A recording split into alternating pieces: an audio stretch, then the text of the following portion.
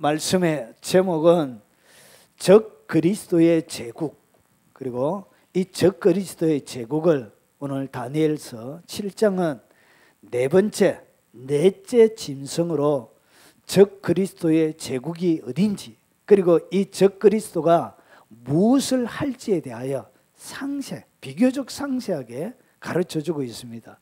그 말씀을 오늘 여기 보면 예수님의 모습도 나오고 여러 가지 것들이 설명해야 될 것들이 많이 있지만 그거 설명하면 시간이 너무 기니까 적 그리스도에게만 초점이 맞춰져서 그가 무슨 일을 할지, 그리고 어떻게 적 그리스도가 되기 위해서는 무슨 일이 일어나야 되는지 자격 조건 한번 살펴보도록 하겠습니다.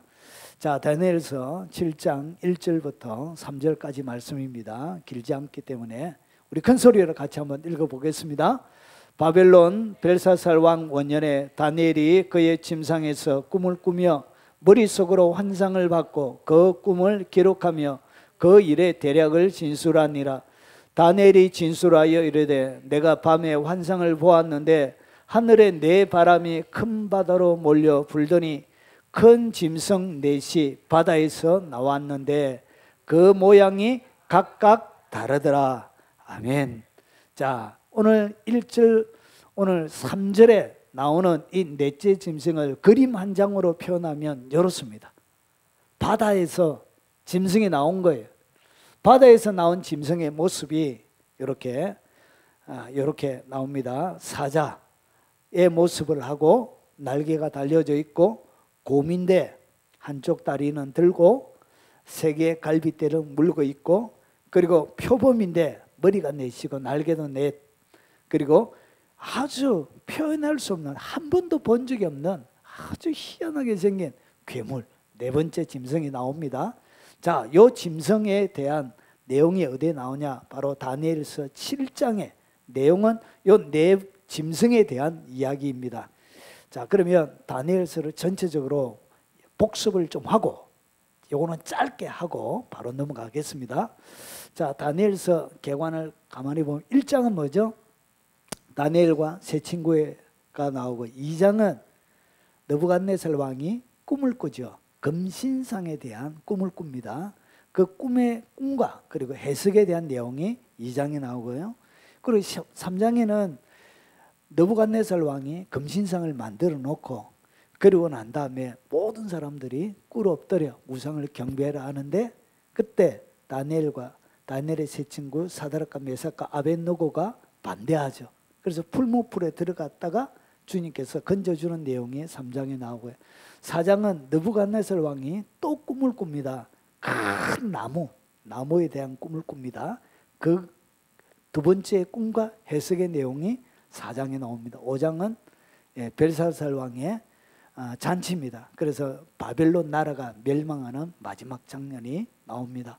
그리고 6장에 사자굴 속의 다니엘, 그리고 7장은 오늘 우리가 읽었던 네 짐승에 대한 환상과 거기에 대한 해석의 내용이 나옵니다. 그리고 다음 주에 살펴볼 8장은 숫양과 숫염소입니다. 염소에 대한 환상, 이것이 무엇인지에 대하여 설명하고 있고요. 그리고 9장은 다니엘이 하나님께서 내 나라와 민족이 어떻게 되겠습니까? 하나님 앞에 기도해서 하나님이 세상의 마지막이 어떻게 끝날지 70일에 대한 내용이 나옵니다. 자, 그리고 10장은 히데겔 강가에서 자기가 환상을 봅니다. 자, 이것은 어디와 연결이 되냐? 요한계시록 10장과 연결이 되어집니다. 자, 10장. 자, 그리고 11장에는 남방왕과 북방왕의 전쟁에 대한 이야기가 나옵니다. 자, 그리고 12장은 세상 끝날 때에 대한 예언의 내용이 12장에 이렇게 나옵니다. 자, 이 다니엘서의 가장 중요한 핵심은 환상과 연결이 되어져 있습니다. 이 환상이 마지막 시대에 대한 그림이기 때문에 그렇습니다. 자, 그러면 2장은 좀 더 보면 금신상이 뭐냐? 이렇게 희한하게 생긴 신상입니다. 머리는 금입니다. 머리는 금, 바벨론을 이야기하고요. 그리고 어깨와 그리고 이 가슴과 두 팔은 은을 상징합니다. 이것은 가슴과 팔은 은, 메대와 우리가 알고 있는 페르시아라고 부르죠. 페르시아 바사 제국을 얘기합니다. 자, 그리고 배와 그리고 넓적다리 허벅지를 얘기합니다. 이것은 노세 나라 헬라를 얘기합니다. 여러분 달리기 할 때 뭐가 굵어야 단거리 선수는 뭐가 굵죠? 허벅지가 굵죠. 허벅지. 그래서 빨리 달린다는 거죠. 그래서 이 다리에 대한 내용이 나오는 거예요. 자, 그리고 종아리는 철이고요. 그리고 밑에 발은 뭐냐? 발은 철과 진흙으로 이루어져 있습니다. 그래서 이것을 로마라고 보면 안 된다고 제가 저번 시간에 왜 이게 로마가 아닌지를 설명해 주었습니다. 오늘은 더 확실하게 로마가 아닌 것이 나옵니다. 자, 그래서 넷째 나라, 결국은 적그리스도의 왕국과 제국은 어디에서 나온다고요? 이슬람에서 나옵니다. 이슬람이 바로 오늘 여기서 이야기하는 철의 나라, 발의 나라와 가장 어울립니다. 자, 그리고 이것이 어떻게 뜨인 돌에 의해서 이 느부갓네살 왕이 보았던 신상은 무너집니다. 그래서 뭐가 무너지냐? 금과 은과 녹과 철, 진흙 이것이 완전히 먼지처럼 없어지게 됩니다. 자, 그리고 나서 오늘 우리가 볼 짐승이 다니엘서 7장에 네 짐승이 나오는 거예요. 첫 번째 요 짐승이 나옵니다. 첫 번째는 사자, 날개 달린 사자가 나옵니다. 이 날개 달린 사자는 바빌론 제국을 얘기하고요. 그리고 이 금은 이 은은 메데와 바사 제국을 얘기합니다. 자, 그리고 표범, 머리가 4개, 날개가 4개 있는 표범은 헬라 제국을 얘기하고요. 그리고 마지막 짐승은 적그리스도, 마지막 예수 그리스도 재림하기 전에 세워질 마지막 나라를 얘기합니다. 자, 그리고 이 8장에는 숫염소와 양과 숫염소가 나옵니다. 그래서 요 8장에는 성경 자체가 설명을 합니다. 그래서 이 둣불 달린 숫장은 누구냐? 메데와 바사를 얘기하고요. 그리고 여기에 짐승은 누굴 얘기하냐? 오늘 헬라 제국을 얘기합니다. 자, 그리고 요 날개 이렇게 숫장이 죽고 나서 큰 뿔이 꺾이고 나서 4개의 뿔이 나옵니다. 이것은 헬라 제국이 4개로 나누어질 것을 그렇게 설명합니다. 그 내용이 다니엘서 8장에 나옵니다. 여기에 적그리스도가 뭐 할지에 대한 8장에서 소개되어지고 있지 않는 다른 적그리스도가 할 내용이 여기에 8장에 나옵니다. 자, 9장에 세상의 마지막에 어떻게 되어질지 91일을 통해서 이렇게 성전을 하나님의 예루살렘을 재건하라. 성벽 445년 느헤미야를 통해서 바빌론 3차 포로 귀환을 합니다. 그때부터 시작해서 한 일에 그리고 69일에가 지나고 나서 예수님이 돌아가십니다. 이것이 참 69일에가 지나요. 그리고 나서 그 다음에 마지막 한 일회가 남았죠. 그래서 그것이 어디로 연결되지냐? 요 마지막 한 일회가 되어져야 뭐가 나타난다고요? 네 번째 나라가 그때 나타나. 그래서 이 마지막 나라, 마지막 한 일회 때 등장할 나라가 바로 적그리스도의 제국이에요. 그러면 이것이 되어져야 적그리스도가 나오는 거예요. 그러면 이 마지막 한 일회가 시작이 안 되어지면 뭐가 안 된다고요? 적그리스도가 나타날 수가 없는 거예요. 그래서 로마라고 해석하면 안 되는 거예요. 넷째 나라, 여기에는 다섯째 나라가 없어요. 성경은 딱 넷째 나라만 얘기하고 있습니다. 그러면 여기에는 여러분 마치 이방인의 때처럼 예수님이 성천하시고 나서 그 다음에 지금까지 계속되어 오는 것처럼 텀이 있는 거예요. 기간이. 그래서 넷째 나라는 아직까지 로마가 아니고 아직 임하지 않았다는 거예요. 그리고 마지막 11장에 이 적그리스도가 무엇을 할지에 대한 상세한 설명이 더 나옵니다. 마지막 적그리스도가 와서 어떻게 아마겟돈 전쟁을 치르고 어떻게 전쟁을 이뤄갈지에 대한 이야기가 다니엘서 11장에 나와요.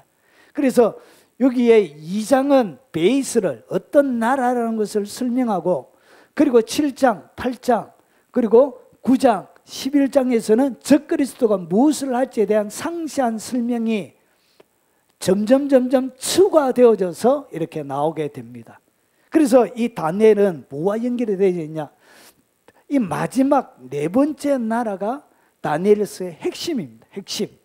그래서 아직 임하지 않았던 그 나라가 어떻게 하고 그 적그리스도의 제국이 어디고 그 적그리스도가 무엇을 할지에 대한 것이 어떻게 되어져 있냐, 여기에 상세하게 초점이 맞춰져 있는 거예요.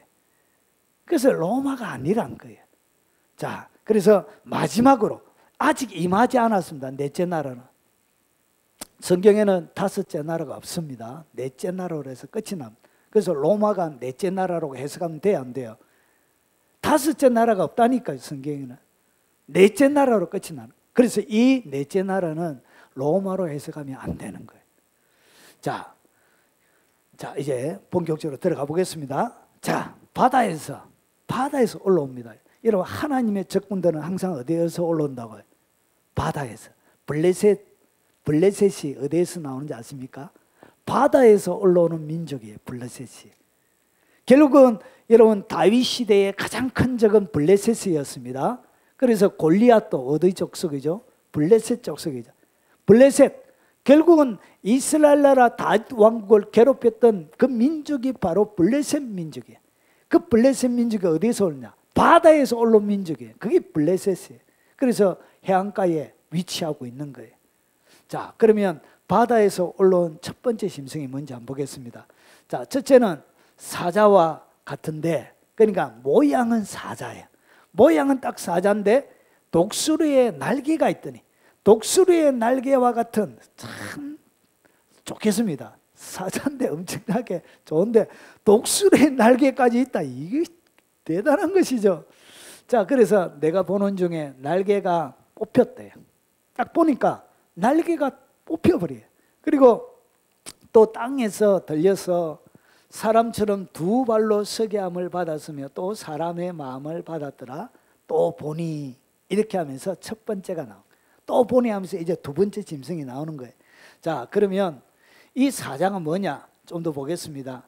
오늘 다니엘서 7장의 앞에 나오는 이 짐승에 대하여 해석을 해줘요.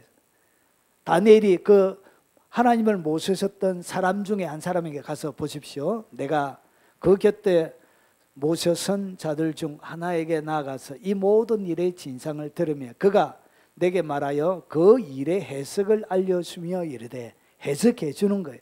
자, 그러면 내 큰 짐승은 바다에서 내 짐승이 올라왔지요.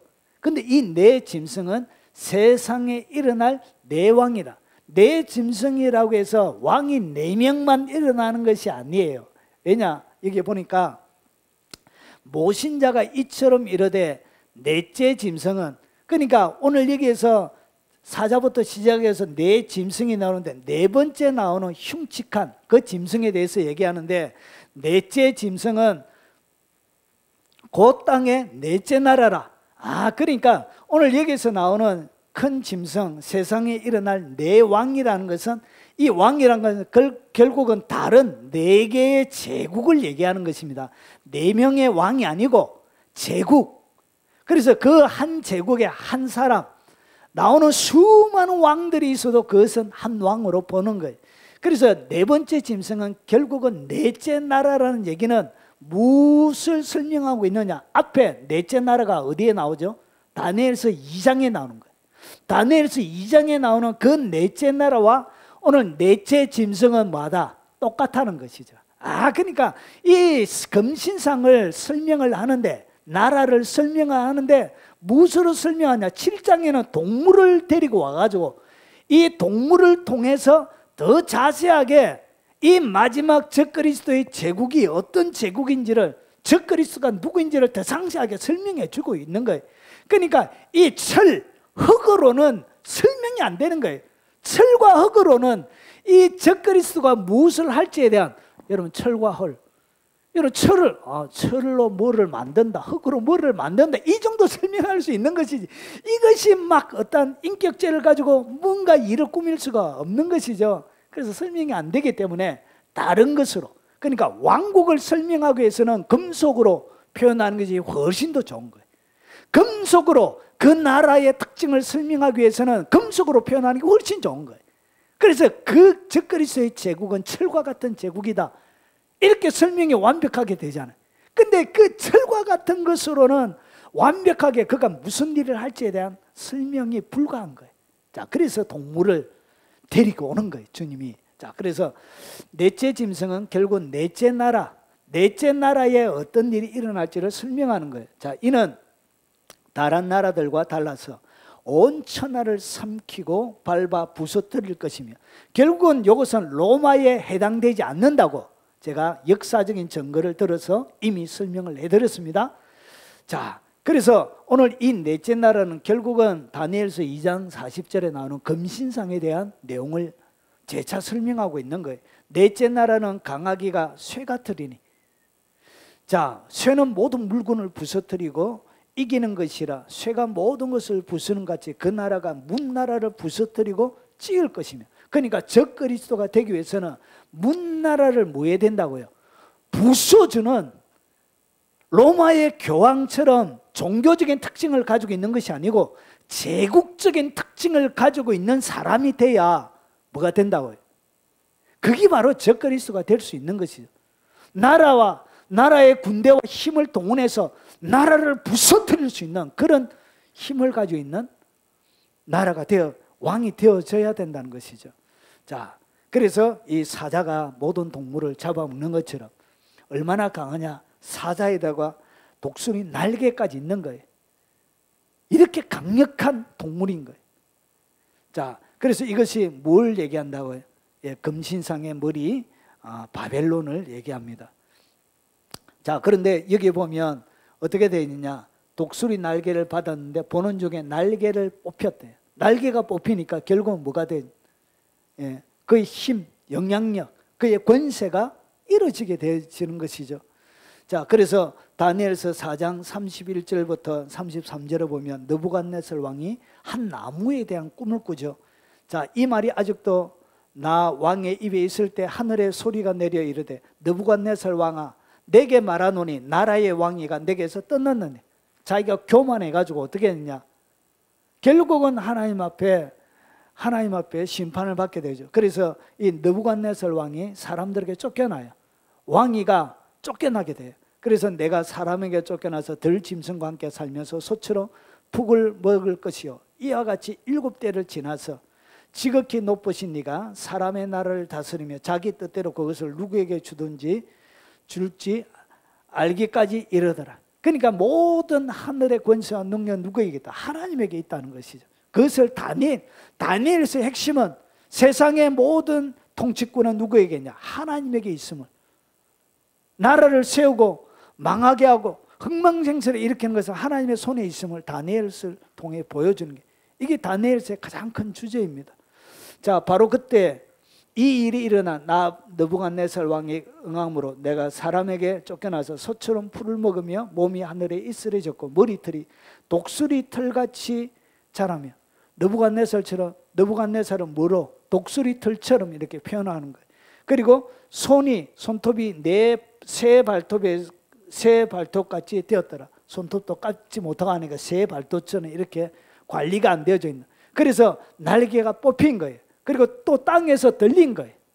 날개를 뽑으니까 확 들리죠. 그렇죠. 소처럼 버려지는 그런 모습을, 그리고 이것이 바빌론 나라가 어떻게 멸망할지에 대한 그림을 보여주고 있는 것입니다. 그래서 느부갓네살, 그 다음에 벨사살, 왕권도 짧아요. 제국 자체가 100년도 안 되지는 짧은 제국의 시간을 가지고 있습니다. 그것을 보여주고 있는 것입니다. 자, 그래서 요 사자입니다.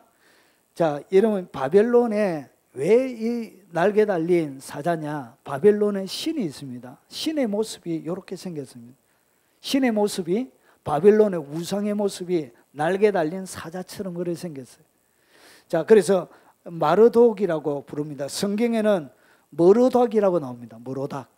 이것이 예레미야 50장 2절, 51장 44절을 보면 머르닥이라고 나오는데, 이 바벨론의 신의 우상의 모습이 날개 달린 사자의 모습입니다. 이렇게. 그리고 나서 여기에 머르닥의 아들이 누구냐? 너보입니다. 너보 신의 이름이에요. 그래서 왕의 이름에다가 느부갓네살, 똑같은 이름이 느부갓네살, 느부사르단, 이렇게 왕들의 이름에 느보가 이렇게 다 붙어요. 결국은 우상으로 가득 들어 차 있는 그 나라를 하나님이 뭐 하신다고요? 무너뜨릴 것을. 그런 모든 세력들을 무너뜨릴 것을 오늘 다니엘을 통해서 보여주는 것입니다. 그래서 이 바벨론 나라에 이런 이스타르 문이 있습니다. 이것이 그 독일의 베르린에 가면 박물관에 가면 요것 그 바벨론 왕국의 모형을 박물관 안에다가 모형으로 만들어 놨습니다. 이스타르라는 메소포타미아에서 넘어오는 그 여신입니다. 여신에게 바쳐져 있는 건물이에요. 그러니까 우상숭배의 그 신전처럼 이렇게 바쳐진 것. 여기에는 아주 청색으로, 여기 보면 용이 나오고 황소가 나오고요. 오늘 날개 달린 사자가 나옵니다. 그리고 행렬의 글이 이 이스타르 문까지 쫙 가는 그게 행렬에 보면 날개 달린 사자가 120마리가 이렇게 새겨져 있습니다. 이런 식으로 모형을 이렇게 다 만들어 놨습니다. 지금 봐도 굉장히 화려하지요. 예.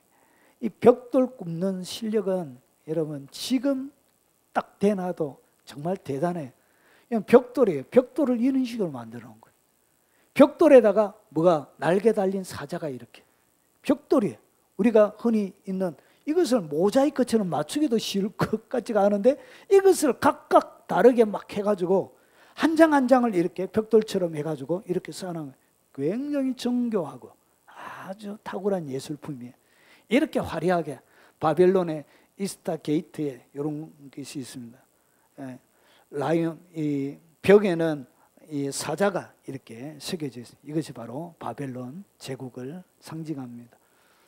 자, 그리고 두 번째입니다. 다른 짐승, 곧 둘째 짐승이 딱 올라오는데 어떻게 생겼냐? 곰처럼 생긴 거예요.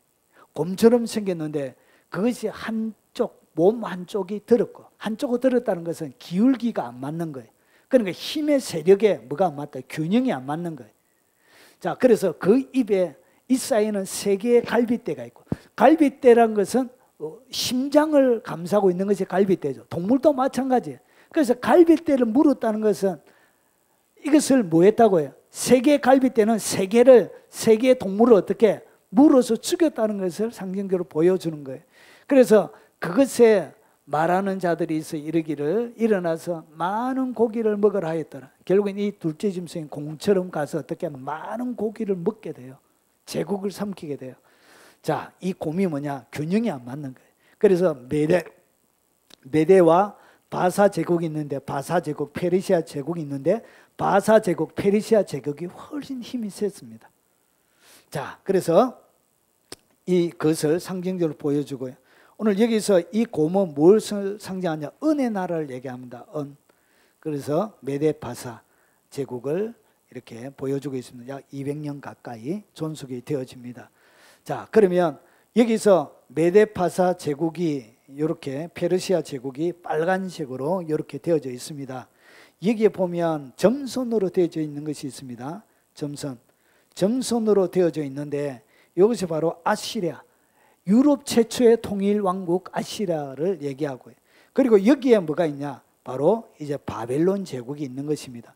오늘 여기서 있는 메데와 바사는 메디아, 그리고 페르시아는 이쪽에 있습니다. 그래서 이쪽에 있는 나라들이 어떻게 서쪽으로 침공을 하는 거예요. 그래서 이렇게 되어져 있습니다. 보세요. 자, 무엇을 잡아놨냐? 여기에 이 사이에 갈빗대 3개라 그러죠. 갈빗대 3개가 뭐냐? 첫 번째 갈빗대는 바벨론을 잡아먹는 거예요. 그리고 두 번째 갈빗대는 이렇게 여기 바벨론 제국이에요. 바벨론 제국인데 이 바벨론 제국 전체를 이 메데 바사 페르시아 제국이 잡아먹는 거예요. 그래서 바벨론을 잡아먹었죠. 오늘 여기서 동그라미 친 것이 바로 이 바벨론 제국을 얘기하고, 그리고 또 하나는 뭐냐? 이집트를 잡아먹어요. 이집트를 잡아먹는다는 것은 정복되어지지 않는 이 부분을 더 잡아먹게 돼요. 이것이 두 번째 갈빗대예요. 그리고 세 번째 갈빗대는 요 위에 리디아를 잡아먹어요. 리디아. 자, 이것이 터키 지방을 얘기합니다. 리디아를 잡아먹는데 이것이 바로 세 번째 갈빗대 3개를 이렇게 잡아먹는 거예요. 그래서 이것을 갖다가 이렇게 요 위쪽을 얘기합니다. 터키 지방. 자, 이렇게 얘기해요. 다니엘서 8장 숫양이, 염소가 공격을 하는데 보십시오. 내가 숫양이 서쪽 여기에 나오는 것은 수장은 메데파사를 얘기한다고 말씀을 드렸습니다. 자, 그래서 서쪽이 뭐냐? 여기에 있거든요. 페르시아, 메데파사는 요 메디아 요쪽에 있는 거예요. 요쪽에서 서쪽으로 가면 뭐가 있어요? 바벨론 나라가 있는 거예요. 그래서 여기서 서쪽 바벨론을 잡아먹고, 그리고 북쪽은 뭘 얘기한다고? 리디아, 지금의 터키를 잡아먹고, 그리고 남쪽은 요 아래에 있는 것을 얘기하는 거예요. 이것이 바로 이집트를 얘기하는 거예요. 그래서 이 헬라 제국이 요 세 개를 잡아먹는 것을 오늘 세 갈빗대로 설명을 하고 있는 거예요. 그것을 당할 짐승이 하나도 없고 그 손에서 구할 자가 없으므로 그것이 원하는 대로 행하고 강하여졌다. 그래서 세력이 강해 확장되어져 곰처럼 영향력을 행사하게 되어진 것입니다. 이것이 두 번째 나라에 대한 다니엘서 7장의 설명이에요. 그래서 이 예언 그대로 일어났습니다. 예언 그대로 열방의 나라들이 메데파사가 이렇게 여러분 서쪽, 남쪽, 북쪽을 그대로 예언대로 정복을 했습니다. 여기서 나오는 바로 요 숫양이 바로 이 메데파사를 얘기합니다. 자, 그래서 다니엘서 8장 20절에 숫양에 대해서 설명을 하는 거예요. 내가 본 바 두 뿔 가진 수장은 곧 메데와 바사 왕들이요. 이렇게 성경이 설명을 하고 있는 것입니다. 자, 세 번째, 바다에서 올라온 셋째 짐승은 뭔지? 자, 그 후 내가 또 본 적 다른 짐승 곧 표범 같은 것이 있는데 그 등에는 새 날개 넷이 있고 또 그 짐승에게 또 머리 넷이 있으며 권세를 받았더라. 자, 요렇게 생긴 짐승이 나오는 거예요. 그 다음에 제국이에요. 자, 표범처럼 빠르게 열강을 잠식하게 되어지는데 머리가 4개고 그리고 날개가 4개인 짐승입니다. 이것은 뭘 얘기하냐? 넷째 짐승이 넷째 나라라고 얘기하면 이거는 셋째 짐승, 셋째 나라가 되는 거예요. 결국은 이것은 배와 넓적다리로 설명되어져 있던 노세 나라 헬라 제국을 얘기합니다. 오늘 여기에 보면 다니엘서 8장에는 숫염소가 나옵니다. 앞에는 숫양이 나왔고 그리고 숫염소가 나오는데 숫염소가 스스로 강대하여 가더니 강성할 때 큰 뿔이 꺾이고 오늘 여기서 이 염소가 나오는데 큰 뿔이 꺾인대. 큰 뿔이 꺾이고 자, 그 대신에 현저한 뿔넷이 하늘 사방으로 향하여 났더라. 그러니까 큰 뿔이 딱 꺾이니까 그 머리에 4개의 뿔이 나오는 거예요. 자, 그래서 이 4개의 뿔은 뭘 얘기하냐? 헬라 제국의 알렉산더 대왕이 죽고 나서 나라가 헬라 제국이 4개로 나누어져요. 4개로 나누어지는 그것을 설명하는 거예요. 그래서 이 4개로 나누어지는 나라가 50년 동안 존재하면서 계속 전쟁을 벌여요. 이것을 뭐라 그러냐? 디아도치 전쟁이라 불러요. 끊임없는 전쟁들이 일어납니다. 자, 여러분 책들마다 이름이 달라요. 그러니까 똑같은 번역을 하는데 번역자들마다 이것이 이름을 조금씩 다르게 번역을 해놓은 거예요. 그래서 어떤 책에는 리시마스크라고 부르고요. 리시마코스 그리고 리시마키 이렇게 부릅니다. 그런데 이렇게 다르게 번역을 했지만 똑같은 나라를 얘기합니다. 트라스와 비두니아 지역을 얘기합니다. 자, 이 나라 그리고 또 하나는 카산드라고 부르는 어떤 책에는 카산드로 되어져 있고 어떤 책에는 카산드로로 되어져 있고 그리고 어떤 책에는 카산드라 이렇게 나옵니다. 근데 그러니까 똑같은 지명을 한국 사람이 번역하다 보니까 이렇게 다르게 되어져 있는 거예요. 마케도니아 지방을 얘기합니다. 그리고 셀류쿠스, 셀레우코스, 셀루시드 이렇게 다르게 이렇게 이름들이 나와요. 시리아, 바벨론을 얘기하고요. 그리고 프톨레미, 톨레미라고 부르기도 하고요. 프톨레미 부르기도 하고요. 프톨레미 마이어스라고 이렇게 부르기도 하고요. 이렇게 요 4개의 나라로 나라가 나눠지게 됩니다. 자, 지도상으로 보면 가장 제일 처음에 리시마코스 요 지도의 이름에 따라 제가 했습니다. 리시마코스는 요 지방을 얘기하면 지금으로 이야기하면 불가리아 지방을 얘기해요. 흑해 옆에 있는 불가리아 지방이 바로 헬라 제국의 이제 리시마스코 지방이고요. 그리고 가장 영향력이 졌던 카산드로스 이것은 지금의 그리스 일부 지역을 이야기하고요. 그리고 제일 크게 가장 큰 땅 영토를 차지하고 있었던 것이 뭐냐면 셀리오코스입니다. 셀리오코스, 터키, 그리고 아프가니스탄, 파키스탄, 지금의 나라를 얘기합니다. 이 전체 땅을 요거 셀리오코스, 요것이 11장에 나오는 북방왕이에요. 북방왕. 그리고 그 다음에 애굽에 있는 애굽 지역을 갖다가 프톨레미마이어스라고 불러요. 그래서 이 프톨레미마이어스, 프톨레미, 요 애굽의 왕조를 갖다가 계시록 11장에는 남방왕으로 해서 나옵니다. 그래서 11장은 남방왕, 북방왕의 전쟁으로 마지막 적그리스도의 왕국을 설명하는 거예요. 자, 그리고 나서 그 다음에 뭐가 없어? 로마 왕국에 대한 설명이 없고 요 두 개 북방왕, 남방왕 해가지고 바로 어디로 넘어가요? 마지막 넷째 나라로 넘어가요. 이해가 되시죠? 그래서 이것은 바로 어디로 넘어간다고? 헬라 제국 하고 나서 그 다음에 바로 성경은 다니엘서는 어디와 연결을 시켜놨냐? 마지막 적그리스도의 왕국 네 번째 나라로. 그래서 그 중간에 로마라는 나라가 있습니까? 없습니까? 없어요. 설명이 그렇게 연결이 돼. 그러니까 헬라에서 바로 네 번째 나라로 뚝 뛰어가요.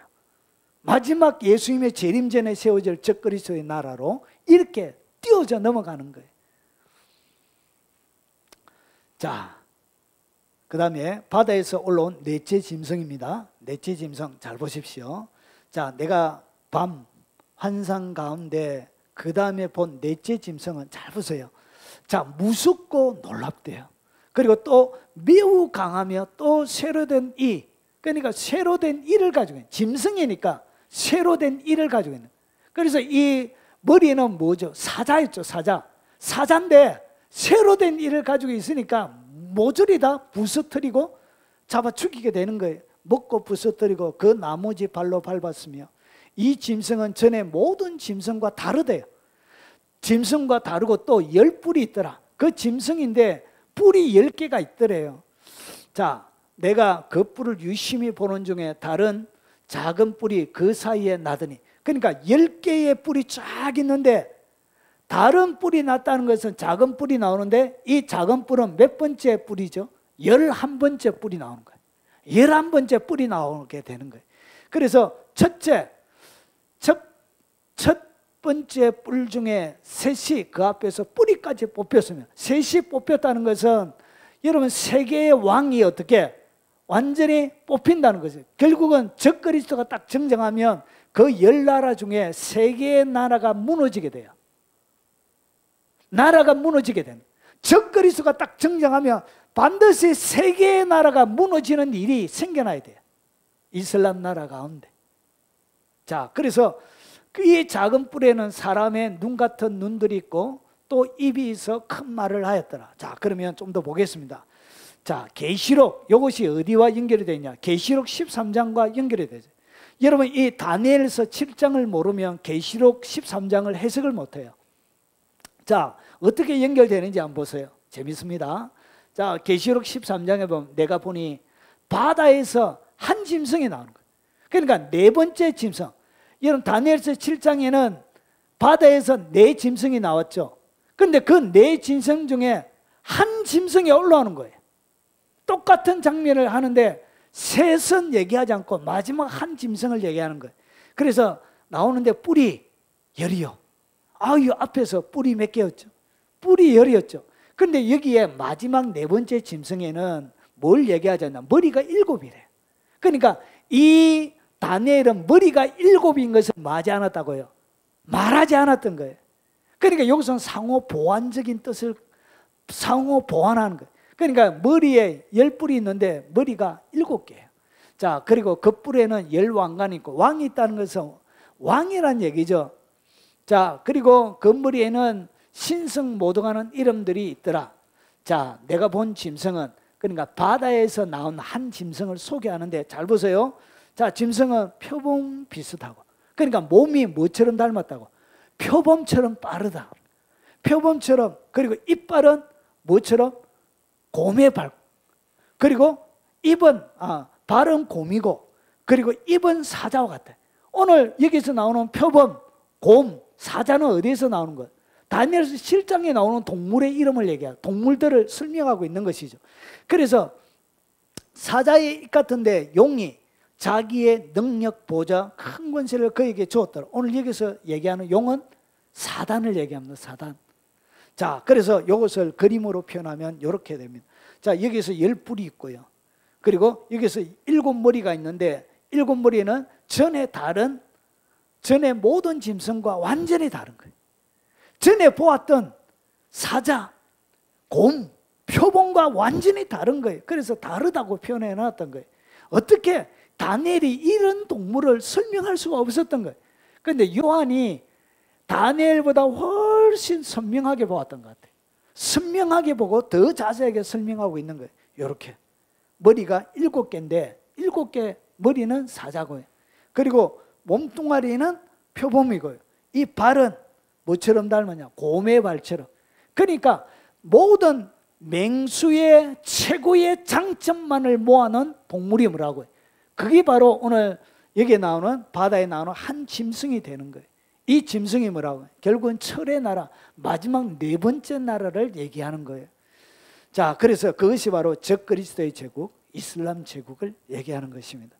자, 그러면 바다에서 올라온 넷째 짐승의 작은 뿔은 어떤 특징을 가지고 있는지, 이 작은 뿔이 11번째 나온 이 작은 뿔이 결국 마지막 나타나게 될 적그리스도를 설명하는 거예요.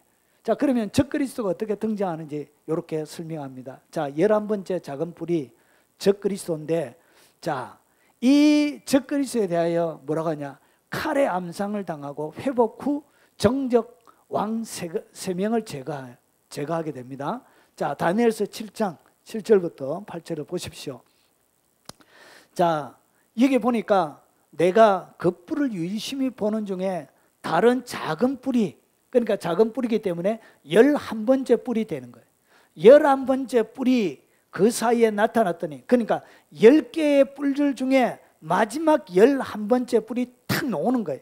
나오는데 첫 번째 뿔 중에 셋이 그 앞에서 뿌리까지 뽑혔으니, 뿌리까지 3개가 딱 뽑히니까 남아있는 뿔은 몇 개가 남아있는 거예요? 8개가 남아있게 되는 거예요. 8개. 자, 그래서 이 작은 뿔에는 사람의 눈 같은 눈들이 있고 또 입이 있어 큰 말을 하더라. 자, 그래서 그러면 왜 이렇게 이 작은 뿔에 대해서 설명하느냐? 여러분 계시록 13장에 보면 이 작은 뿔에 대해서 이렇게 설명하는데, 그의 머리 하나가 상하여 죽게 된 것 같으니, 자, 그가 죽게 되었던 상처가 나음에, 그러니까 한 왕 중에 마지막 이 11번째가 왕으로 이렇게 나오는데, 11번째 왕으로 나오는데, 갑자기 11번째가 10나라 가운데 나오니까 사람들이 뭐 했다고 해요? 왕들이 시기하기 시작했던 거예요. 이 왕들을 어떻게, 왕들이 11번째 왕을 어떻게 했냐? 제거하려고 했던 거예요. 제거하려고 했는데 상하여 죽게 된 것 같더니, 그가 어떻게 제거를 당했느냐? 자, 짐승 앞에, 계시록 13장 14절에 짐승 앞에서 난 바 이적을 행함으로 땅에 거하는 자들을 미혹하며 땅에 거하는 자들에게 이르기를 칼에 상하였다가 살아난 짐승을 위하여 우상을 만들라더라. 결국은 칼에 상했다는 얘기는 누군가가 10왕 중에 세 왕이 어떻게 했냐면, 세 왕이 11번째 올라온 이 왕을 갖다가 제거하려고 그랬다. 갑자기 급성장하고 하니까, 그리고 권력의 위협을 느끼고 하니까 요 11번째 뿔을 어떻게 없애버리려고 제거하려고 했는데, 어떻게 제거하려고 했냐? 칼로 암살을 시도했던 거예요. 그리고 암살을 시도했는데 그 암살이 합격이 된 거예요. 암살이 성공한 것처럼 보인 거예요. 그래서 3절을 보니까 상하여 죽게 된 것들, 완전히 이제 암살에 성공한 줄 알았는데 상하여 죽게 된 그것이 어떻게 되었다? 상처가 나서 이것이 회복이 되어지는 거예요. 회복이 되어지니까 어떻게 했다고요? 자기를 암살하려고 했던 세 왕을 갖다가 첫 번째 뿔 중에 셋이 그 앞에 뿌리까지 뽑혔으니, 어떻게 자기를 죽이려고 했던, 암살을 시도했던 세 왕을 어떻게 뿌리까지 뽑아서 죽여버리는 거예요. 그러니까 나라가, 적그리스도가 딱 정정하면 10나라 중에, 이슬람 나라 10나라 중에 3개의 나라가 무너져야 돼요. 3개의 왕이, 대통령이 어떻게 동시에 일순간에 제거되어지는 일이 일어나야 돼요. 그래야 그 사람이 누구라고 해요? 적그리스도의 자격이 되는 거예요. 그리고 그는 반드시 뭐 했나? 칼에 암살당해가지고 거의 추궁받는, 그러니까 이슬람 가운데 마지막 적그리스도의 제국이 딱 정정하면 탁월한 이슬람 전체를 하나로 15억이 넘는 인구를, 여러분 그래야 여러분 이슬람 유럽 열강과 더불어서 전쟁을 벌일 수가 있죠. 15억 정도 되어지는 인구를 완전히 이슬람을 하나로 만들 수 있는 통치자가 나오는 거예요. 그 사람이 급부성하게 되죠. 그러면서 그 사람을 어떻게 하냐? 그 나라의 새 대통령이 암살 모의해가지고 어떻게 했냐? 11번째 탁월한 이 지도자를 제거를 해요. 어떻게? 칼로 제거를 해요. 암살을 시도하는 거예요. 근데 칼로 제거해서 완전히 승리했다고 생각하는데 실패한 거예요. 왜냐? 죽은 줄 알았는데 다시 일어나는 거예요. 그래서 어떻게 하냐? 이 자기를 죽으려 했던 새 왕을, 새 나라를 무너뜨리게 돼요. 이런 일이 일어나야 되는 거예요. 혹시나 유럽을 가지고 로마처럼 해가지고 해석을 해도 새 나라, 영국이나 그리고 독일이나 새 나라가 동시에 무너지는 그런 일이 일어나야 적그리스도가 드디어 성경에 이야기하는 적그리스도가 등장이 되는 거예요. 그는 반드시 적그리스도가 되기 위해서는 자격 조건이 뭐냐?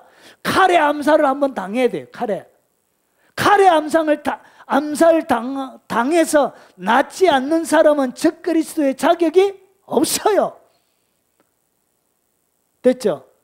이것이 성경이 가르치는 적그리스도의 모습이에요.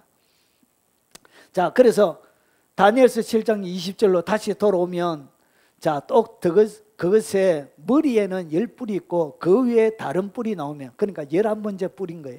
세 뿔이 그 앞에서 빠졌으면 3명의 왕이, 대통령이 제거가 되는 거예요.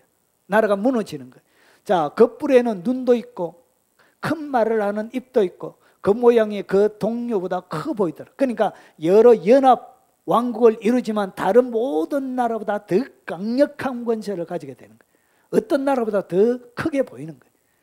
자, 그 10뿔은 그 나라에 일어날 열왕이요, 왕들을 얘기하는 거예요. 지금으로 이야기하면 대통령을 얘기하는 것이, 그 위에 또 하나가 일어나리니 11번째 뿔을 얘기하는 것입니다. 그는 먼저 있던 자들과 다르고 또 새 왕을 복종시킬 것이며, 새 왕, 결국은 누구죠? 그 앞에서 새 뿔을 얘기하는 거예요.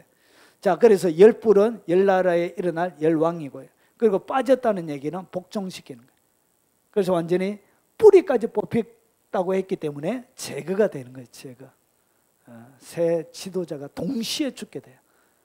지도자가 대통령 3명의 역사 속에 동시에 죽게 되어지면 그 나라가 어떤 나라든지 눈여겨봐야 돼요. 여러분, 새 나라 대통령이 동시에 죽는다는 것은 쉽지가 않습니다. 일어나기가 극히 어려워요. 그런데 그런 일이 일어나야 된다. 그래야 적그리스도의 나라가 되어지는 충분한 필요 조건이 되는 거예요. 이런 일이 안 일어났는데 적그리스도가 일어났다고 지금도 많이 얘기해요. 정말 성경을 자세히 보세요. 자세히. 자, 그래서 이 작은 뿔에는 사람의 눈 같은 눈들이 있고 큰 말하는 입이 있더라. 그러니까 이 뿔에는 말하는 입이 있대요. 자, 보십시오. 내가 그 뿔을 유심히 보는 중에 다른 작은 뿔이 그 사이에 났더니 첫 번째 뿔 중에 셋이 그 앞에 뿌리까지 뽑혔으면 이 작은 뿔에는 사람의 눈 같은 눈들이 있고 또 입이 있어 큰 말을 하는, 그러니까 사람의 눈 같은 눈이 있고 뿔에 뭔가 사람의 눈 이렇게 얘기를 하는데 실제 뿔은 아니고 뭘 얘기하죠? 왕을 설명하는 거예요. 왕, 권세를 가지고 있는 왕인데 큰 입을 받는데요. 자, 또 그것의 머리에는 10뿔이 있고 그 위에는 다른 뿔이 나오며 새 뿔이 그 앞에 빠졌으며 그 뿔에는 눈도 있고 큰 말을 하는 입도 있고 그 모양이 그 동료보다 커 보이더라. 그가 장차 지극히 높으신 이를 말로 대적하며, 결국은 이 말로 큰 입을 받는데, 큰 입, 자기가 보았던 참 큰 입을 받는데 무엇으로 한다고? 말로 하나님을 막 대적하는 일이 벌어집니다. 그래서 적그리스도가 딱 되어지면 전 세계적으로 하나님을 향하여 지도자인데, 이 지도자는 뭘 해야 된다? 하나님을 대적한 말을 그가 입에서 쏟아내야 돼.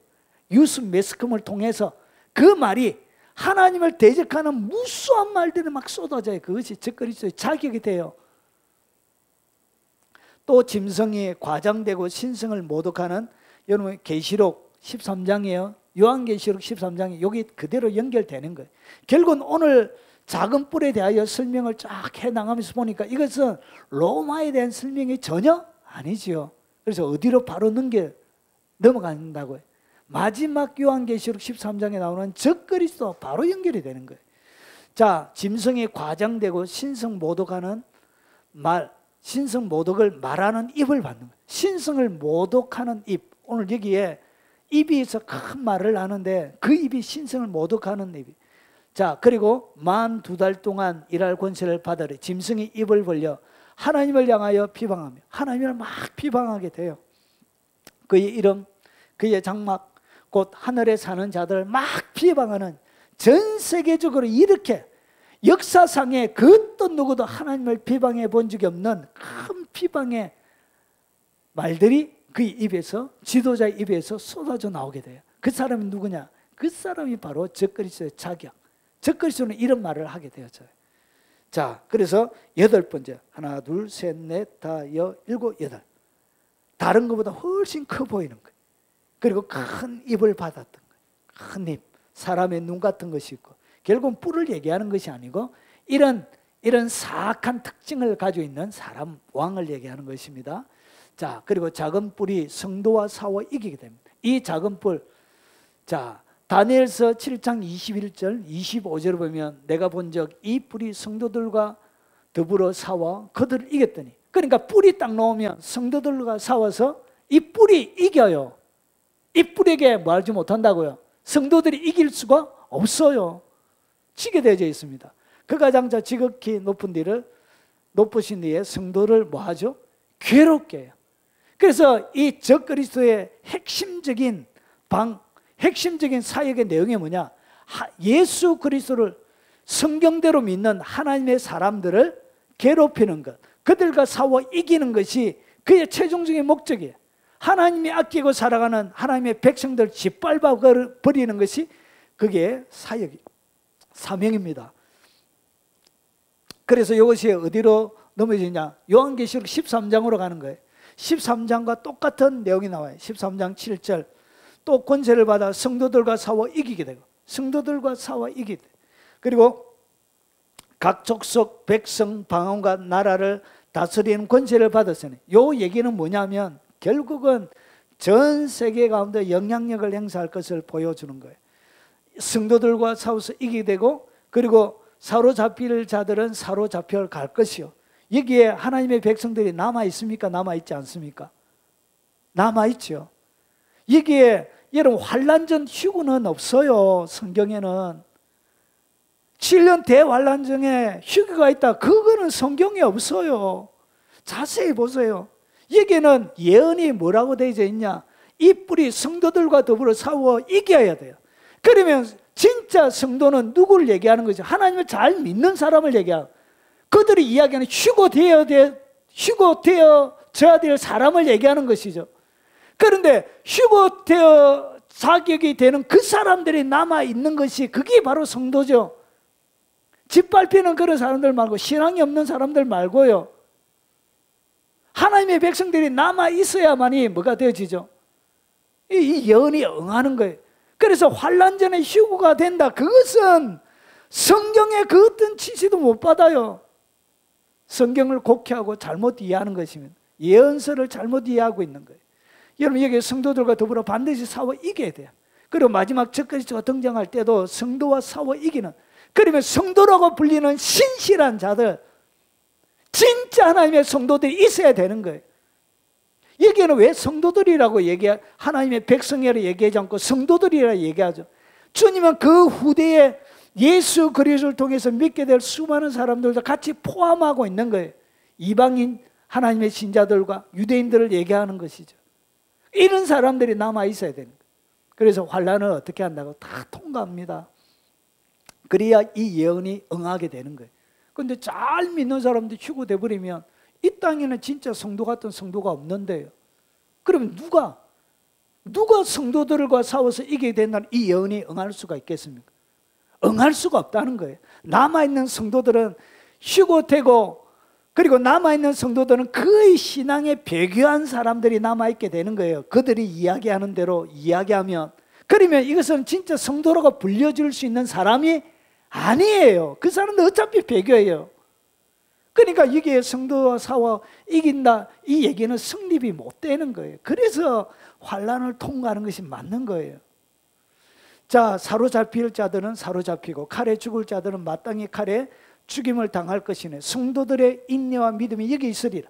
그러니까 성도들의 인내와 믿음 뭐 한다고요? 순교 당한다는 거예요. 순교.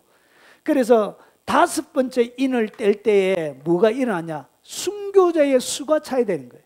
마지막 주님 재림하기 전에 하나의 예언이, 복음이 땅끝까지만 증거되어져서도 안 돼요. 왜 그러냐? 뭐도 이루어졌네요. 순교자의 수도 차야 되는 거예요. 하나님이 정한 모든 예언은 한두 개만 이루어진다고 되는 게 아니고 모든 예언이 다 응해야 되는 거예요. 그래서 여기에는 뭐가 들어가냐? 순교자의 수가 차야 되는 거예요. 순교, 누가 순교하죠? 주님의, 그들이 이야기하는 것처럼, 환난 전 휴고를 얘기하는 것처럼 휴고 될 만한 그런 믿음을 가지고 있는 그 사람들이 순교하죠. 그런 믿음이 없는 사람들 다 배교하죠. 배교. 그러면 이것은 예언이 응할 수가 없는 거예요. 그래서 그런 예언 자체가 있을 수가 없는 거예요. 자, 그래서 칼에 죽은 자들은 마땅히 칼에 죽어요. 그래야 순교자의 수가 차는데 성도들의 인내와 믿음이 여기 있습니다. 그래서 이것을 순교를 당할지라도 믿음을 지키는 것이 뭐냐? 그게 바로 인내를 보여주는 것이고, 그게 믿음을 보여주는 것이 되는 거예요. 그래서 하나님의 백성이 남아 있어야 예언이 응하게 되는 거예요. 이 예언이 맞는 거예요. 됐죠? 예. 그래서 그가 권세를 받아 그 짐승의 우상에게 생기를 주어. 그러니까 이 여기서 이야기하는 이 그는 뭐냐면 땅에서 올라오는 짐승이에요. 여러분, 오늘 동물들은 바다에서 올라오고 이 짐승은 땅에서 올라와야 돼. 생긴 것은 양처럼 생겼는데 말은 용처럼 말하는. 이것이 누구냐? 그게 바로 이 거짓 선지자를 얘기하는 것입니다. 그래서 로마 교황이나 종교다원주의를 얘기하거나, 그래서 세계 많은 종교의 지도자들, 요즘 WCC에서 종교 단위라고 하잖아요. 그런 사람들은 어디에 들어가냐? 바로 요 거짓 선지자들에게 들어가는 거예요. 여기에 들어가는 거예요. 저 그리스도에 들어가는 게 아니고. 그래서 그가 권세를 받아 그 짐승에게 그 짐승의 우상에게 생기를 줘 그 짐승의 우상으로 말하게 하고, 그러니까 놀라운 기적과 표적이 일어나요. 마지막 시대에는 이방인의 제사 선지자들 가운데 놀라운 기적이 일어나요. 그러니까 우상을 만드는데 우상이 뭐 하게 된다고요? 우상이 말하는 이런 기적들이 하늘에 불이 떨어지게 하고 이런 놀라운 기적도 표적들이 일어나게 돼요. 하나님의 나라 선지자들의 동일하게 일어나요. 그러니까 뭐가 마지막에는 하나님의 모든 하늘의 권능과 능력이 풀어져요. 마귀의 권세와 권능, 능력도 풀어지게 되어져 있습니다. 이게 예언이 되어져 있는 거예요. 짐승의 우상에게 경배하지 아니한 자는 몇이든지 다 죽이게 하더라. 누가 짐승에게 경배하지 않을까요? 오직 주님만을 섬기는 신실한 백성들이 경배하지 않겠죠. 결국은 어떻게 한다고요? 짐승의 표, 666표 안 받고 죽게 되는 거예요. 순교자가 이때 나오는 거예요. 그가 모든 자, 곧 작은 자나 큰 자나 부자나 가난한 자나 자유인이나 종들에게 그 오른손이나 이마에 표를 받게 하고 666표를 이때 다 받게 하는 거예요. 그래서 짐승에게 경배하게 하는, 이런 일을 적 그리스도의 졸개들, 거짓 선지자가 그런 일을 하게 돼요. 우상에게 경배, 짐승, 적 그리스도를 섬기게 하는. 그래서 모든 종교를 단일화해서 결국 누구를 섬기게 하냐? 적 그리스도를 섬기게 합니다. 짐승의 표를 다 받게 합니다. 그 일을 합니다. 그래서 작은 뿔이 성도와 싸워서 승리를 거머쥐게 됩니다. 이길 수가 없어요.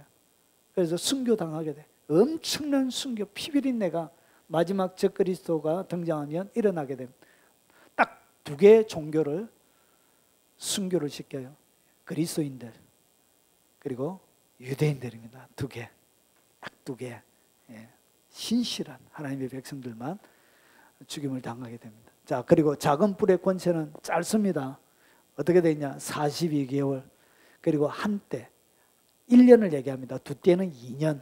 반때는 6개월을 얘기합니다. 그래서 3년 6개월 되는 거예요. 3년, 후 3년 반을 얘기합니다. 자, 다니엘서 7장 25절, 26절. 그러니까 네 번째 짐승에 대하여 설명하는데 이것이 뭐와 딱 연결이 되어져 있죠? 다니엘서, 이것이 요한계시록 13장과 연결이 되어져 있는 거예요. 결국은 이것은 무엇을 얘기하는 것이 아니라고. 마지막에 임할 적그리스도의 왕국, 적그리스도에 대하여 상세하게 설명하고 있는 거예요. 그래서 로마와는 아무런 관련이 없다. 잘 보세요. 아무런 관련이 없어요. 제가 지금까지 설명하고 있지만. 자, 그가 한자가 빠졌습니다.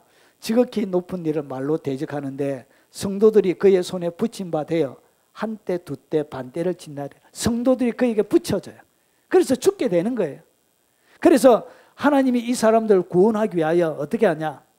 그래서 어디로? 광야로 도망가라고 했죠. 멸망에 가장한 것이 선 것을 보거든.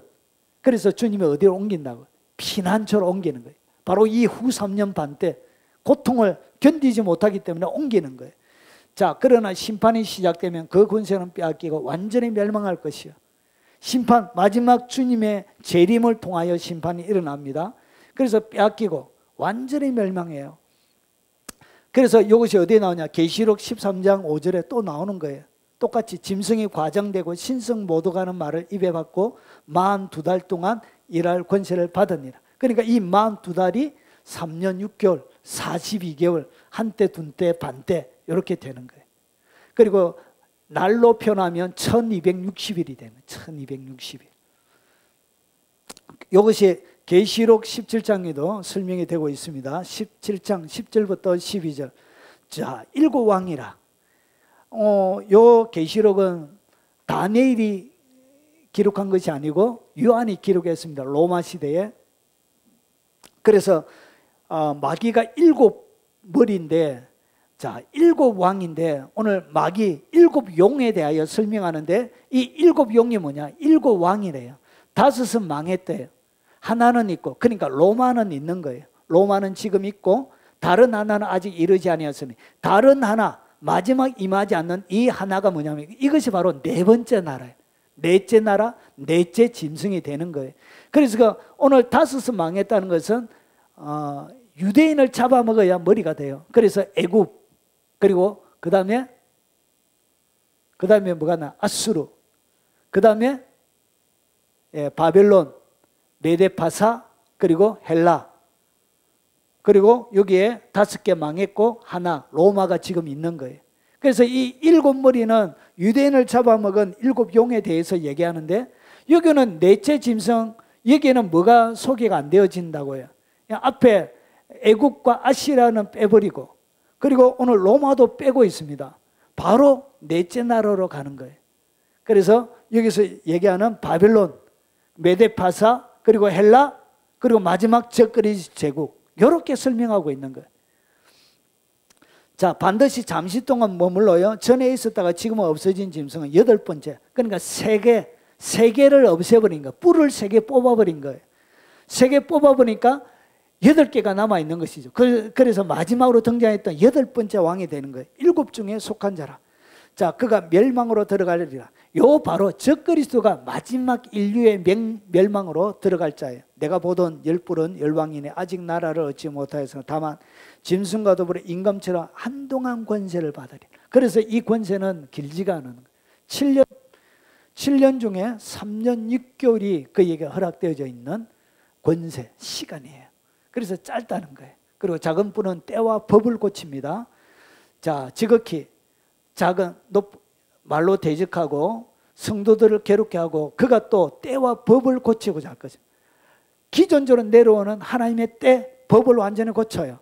성도들이 그의 손에 붙임받아야 한때, 두때, 반때를 지내게 돼요. 때와 법을 고치는데 뭘 하냐?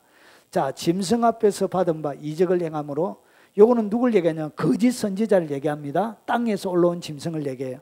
자, 미혹하여 땅에 거하는 자들에게 이르게 칼에 상하였다가 살아난 짐승을 위하여 우상을 만들라더라. 그래서 이 거짓 선지자들이, 여러분, 적그리스도가 만드는 게 아니고 누가? 거짓 선지자들이, 종교 통합하는 그들이 여러분 죽었다가 살아난 이 적그리스도를 위해서 우상을 만들어가지고 하나님의 성전에다가 뭐 하게 되죠?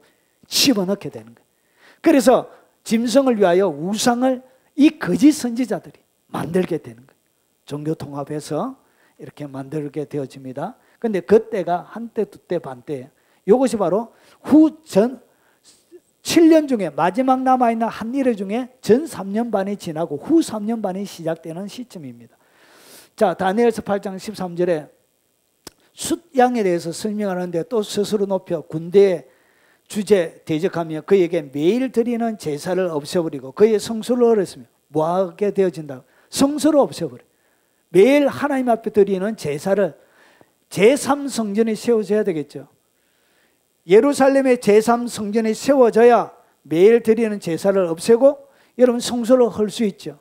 그래서 제3성전이 세워지고 난 다음에 어떻게 하냐? 매일 드리는 제사 그리고 성소를 헐어버리게 돼요.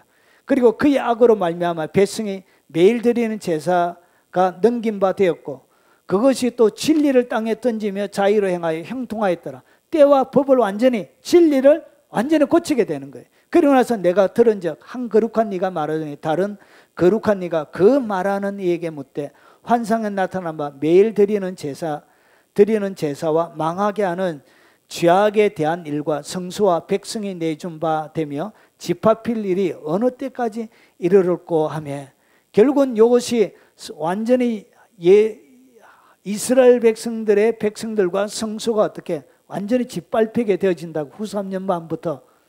자, 그리고 나서 다니엘서 9장 27절에 그가 장차 71회 중에 마지막 한 일에 대한 내용이에요. 그가 장차 많은 사람들과 더불어 한 일회 동안 언약을 맺고 그러니까 적그리스도가 딱 등장하게 되어지면 이 사람이 어떻게 했느냐? 칼에 상했다가 남을 입고 그리고 정적 세 사람 세 나라를 무너뜨리고 그리고 나서 그 다음에 이스라엘과 7년 동안 언약을 맺게 돼요.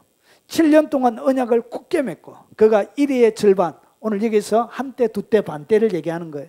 그리고 1회의 절반의 제사와 예물을 금지할 것이며 그리고 나서 포악하여 가정한 것이 날개를 의지하여 설 것이며 날개를 의지하여 서는 것이 지성소 안을 얘기합니다. 하나님의 지성소. 그때 지성소 안에 여러분 법궤 위에 뭐가?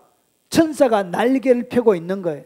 그래서 날개를 의지하여 이 짐승을 위하여 우상을 요 지성소 안에 세우게 되는 거예요.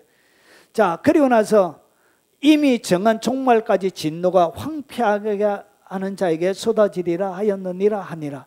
그래서 요 다니엘서 요 예언을 마태복음 24장 예수님께서 이렇게 설명하는 거예요. 그러므로 너희가 선지자 다니엘이 말한 바 멸망에 가정한 것이 거룩한 곳에 선 것을 보거든 읽는 자는 깨달을진저.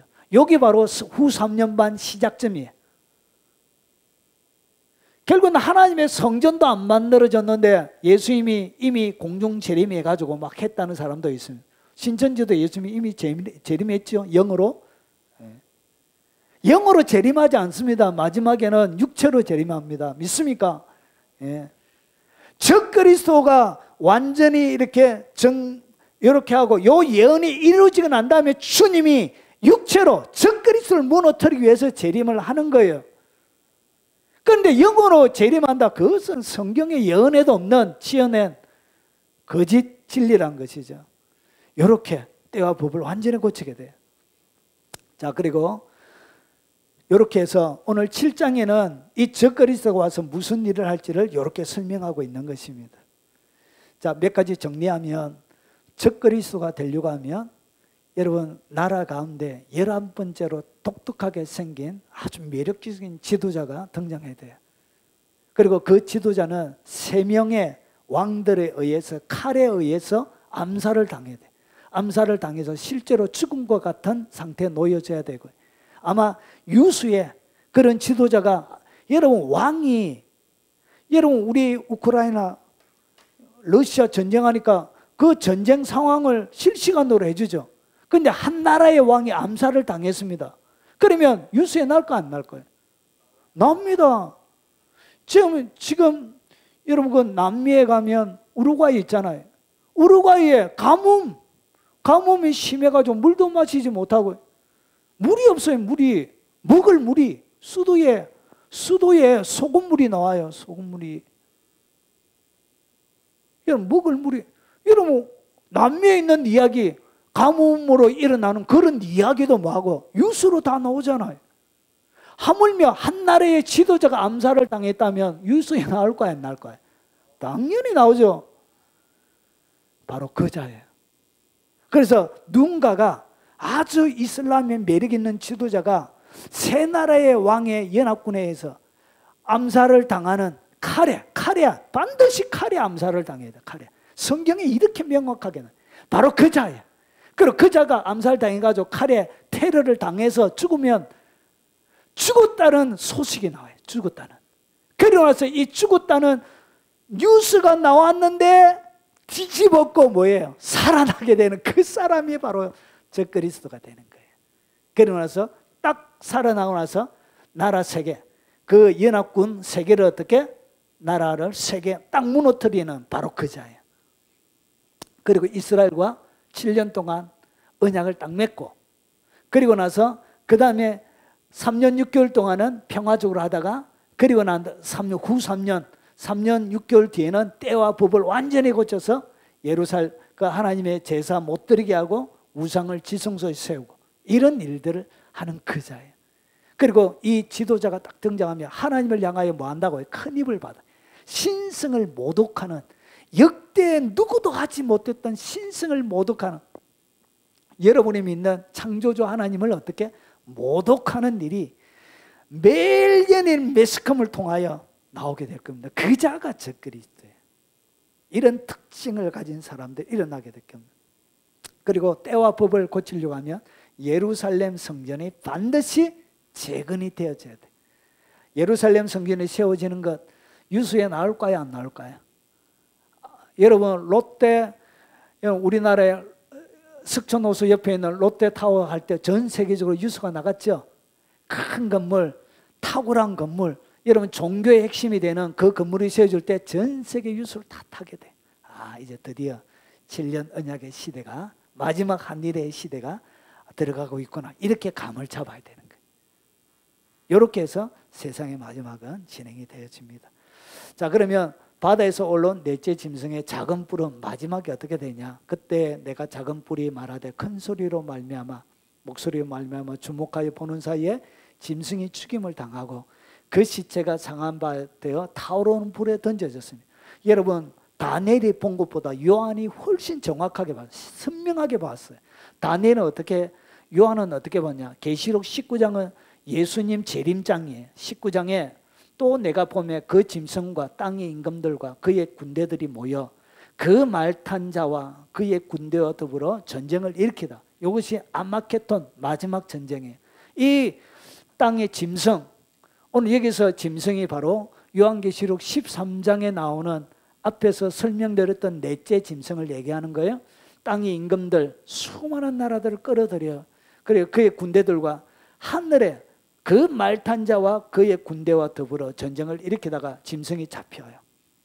그 앞에 표적을 행하던 거짓 선지자도 잡혀요. 그리고 이는 짐승의 표를 받고 그 우상에게 경배하던 자들을 표적으로 미혹하던 자들이라. 이 둘이 산채로 유황 불 붙는 못에 던져지고, 그러니까 어디에 들어간다고? 유황불에 바로 잡혀서 들어가요. 오늘 여기에 보니까 타오르는 불에 바로 산채로 던져지게 되어져요. 그런데 이 요한이 본 것 그리고 다니엘이 본 것은 차이가 좀 있죠. 여러분 이 다니엘이 볼 때는 그의 시체가 상한 바 되어 죽은 것처럼 표현하고 있지만, 요한은 훨씬 선명하게 보았는데 그게 죽은 것이 아니라 살아있는, 죽어있는 시체처럼 보였지만 그 여전히 전쟁 가운데서 잡히거든. 그래서 살아있는 상태에서, 죽은 것처럼 보였지만 살아있는 상태에서 유황불에 던져지게 되죠. 자, 그때 나머지 말탄 자의 입으로부터 나오는 금의 죽음의 모든 새가 그 살로 배불리더라. 마지막 아마겟돈 전쟁의 한 모습을 보여주고 있는, 그래서 마지막 지옥의 불못에 살아있는 상태로 들어가게 됩니다. 자, 넷째 짐승의 통치하여 하나님의 백성들은 어떻게 되느냐? 마지막 시대에, 자, 그가 내가 또 밤중에 환상을 보니 인자 같은 이가 하늘 구름을 타고 와서 예적부터 항상 계신 이에게 나아가 그 앞으로 인도되며, 그러니까 이 다니엘서 7장은 요한계시록 19장과 연결이 되는 거예요. 마지막 예수님의 재림장을 얘기하는 거예요. 그래서 인자 같은 네가 하늘 구름을 타고 백마를 타고 오는 거예요. 그에게 권세, 영광, 나라를 주고 모든 백성과 나라들과 다른 언어를 말하는 모든 자들이 그를 섬기게 하였으니 그의 권세는 소멸되지 아니하는 영원한 권세요. 그의 나라는 멸망하지 아니할 것이라. 그러니까 이 다니엘서 7장은 여러 나라 중에 마지막 적 그리스도에 대해서 상세하게 설명하고 있는 거예요. 그래서 넷째 나라를 얘기하고 있는 거예요. 그래서 이것을 로마다 이렇게 얘기하면 안 되는 거예요. 아직 임하지 않는 나라를 설명하고 있는 거예요. 충분히 이해가 되지요. 제가 설명을 드렸습니다. 그래서 다니엘서 7장 18절에 지극히 높으신 이의 성도들이 나라를 얻으리니 그 누림이 영원하고 영원하고 영원하리라. 땅에 남아있어 고통을 당하면서 믿음을 지킨 그런 자들을 얘기하는 거예요. 그래서 천년왕국에는 두 종류가 들어가잖아요. 순교자들과 짐승의 표를 받지 않고 이긴 자들만 들어가게 되는 거예요. 그들이 받게 되는 거예요. 땅에 남아있는 거예요. 남아있어요. 자, 나라와 권세와 다니엘서 27장 위세가 지극히 높은 이의 거룩한 백성에 붙임받으리니 하나님의 백성들에게 통치권을 넘겨줍니다. 그의 나라는 영원한 나라라. 모든 권세 있는 자들이 다 그를 섬기며 복종하리라. 하나님의 백성들이 이렇게 권세와 능력을 얻게 되어집니다. 여기 계시록 20장 4절에 나오는 거예요. 내가 보니 또 내가 보자들을 보니 거기 앉은 자들이 있어 심판하는 권세를 받았더라. 또 내가 보니 예수를 증언함과 하나님의 말씀 때문에 목배임을 당한 자들의 영혼들과 또 짐승과 그의 우상에게 경배하지 아니하고 그들의 이마와 손에 그의 표를 받지 아니한 자들이 살아서 그리스도와 더불어 천년 동안 왕노릇하리니. 시시하게 신앙생활하는 사람들은 물건 매매를 못하니까 그냥 다 받아요. 진짜 사람들, 환난 전에 이야기하던 휴거되어져야 될 만한 그런 믿음을 가지고 있는 사람들, 그런 사람들이 여기에 우상의 표를 안 받고 믿음을 지키죠. 그래서 그런 일은 없다. 그래서 뭘 통과한다? 100% 환난을 다 통과해야 오늘 이 예언이 응하게 되는 거예요. 성경 그 어디에도 환난 전 휴거에 대한 부분이 있어요, 없어요? 없어요. 다 고통당하고 잡힐 자는 잡히고 죽을 자는 죽는다, 이렇게 다 표현되어져. 성도와 더불어 다 싸운다고 이렇게 되어져 있어요. 그래서 이상한 거짓 진리에 속지 마시기 바랍니다. 잘못 배우세요. 그것은 어디에서 나오냐? 천주교에서 나왔습니다.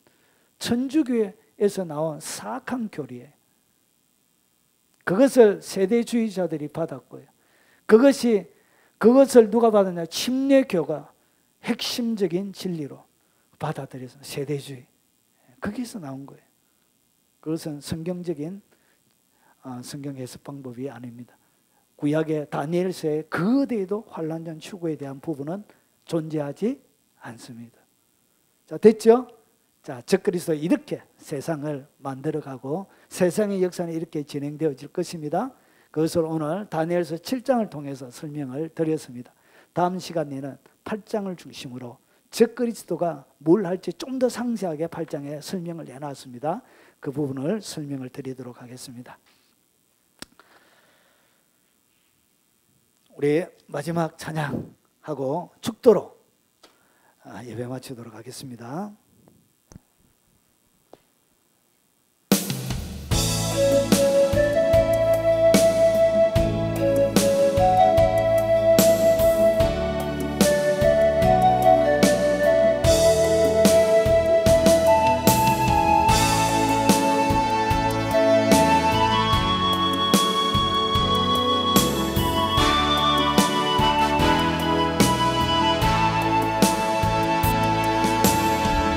마라나타 주 예수여 어서 오시옵소서. 땅의 모든 모든 족속 주를 찬송하게 하소서. 마라나타 주 예수여 어서 오시옵소서. 모든 열방이 주께 돌아와 춤추며 경배하게 하소서. 우리 주님 다시 오실 길을 만들자. 십자가를 들고 땅끝까지 누린 가리라. 우리 주님 하늘 영광 온 땅 덮을 때 우린 땅끝에서 주를 맞으리. 마라나타 마라나타 아멘. 주 예수여 오시옵소서. 마라나타 마라나타 아멘. 주 예수여 오시옵소서.